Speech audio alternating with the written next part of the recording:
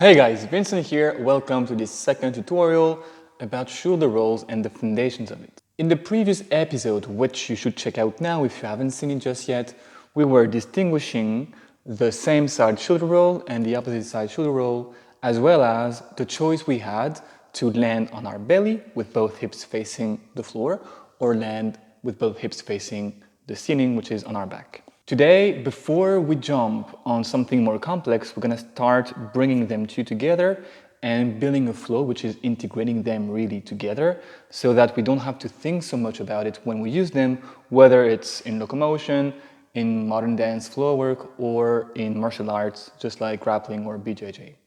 So to do that, we're going to be using this shape here, the 1990, that I use a lot in the tutorials, to be able to transition from this sitting position to the ground.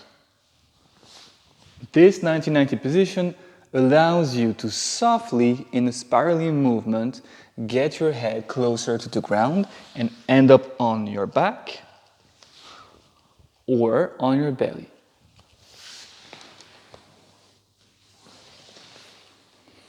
It is, in some contexts, way more useful than just falling backwards.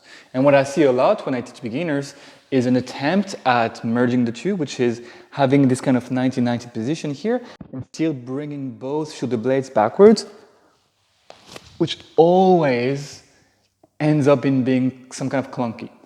So what you want to be doing really is bring your nose close to that floor and use that elbow to provide you with the support for the shoulder to go down. Once you have one shoulder down, you can roll on both shoulder blades. And if you've seen the other tutorials I have on YouTube, you already know that from there, a good idea is to bring both knees the other side and end up in a 1990 again with the knees facing the other way. This position allows us to generate shoulder rolls in any kind of situation. If I am sitting here, I just have to go, remember, in a candlestick,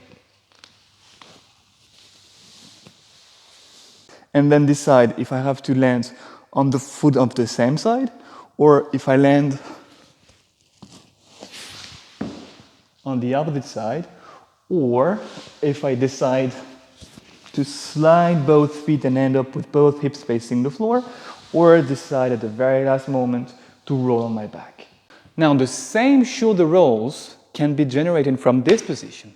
It's about using that way down to kick with the upper leg and find yourself, for a split second, in the candlestick position. Remember, it's not about going against biomechanics. You want to create as much space as possible to be as free as possible when you move. So, go on the side, kick with the upper back leg, bring it to the ceiling, extend the lower leg, and you find yourself in a candlestick. And from there, just like before, you can decide to land on one foot, on the other foot, to finish belly facing up or back facing up.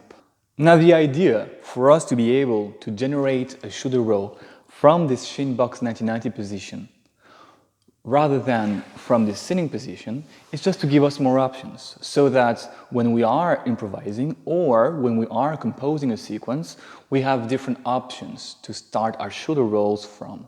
The idea then, if your goal is to be able to flow with this, to improvise with it, is to be able to go in a continuous flow only comprised of shoulder rolls. And as we've seen so far, we have 4 different shoulder rolls.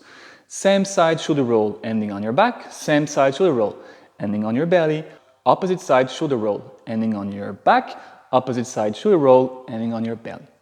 These 4 shoulder rolls can start from a 1990 position with this idea of going up into a straddle candlestick, or from a sitting position straight into it, or lying down, which is, as you can guess, part of the sitting down initial position,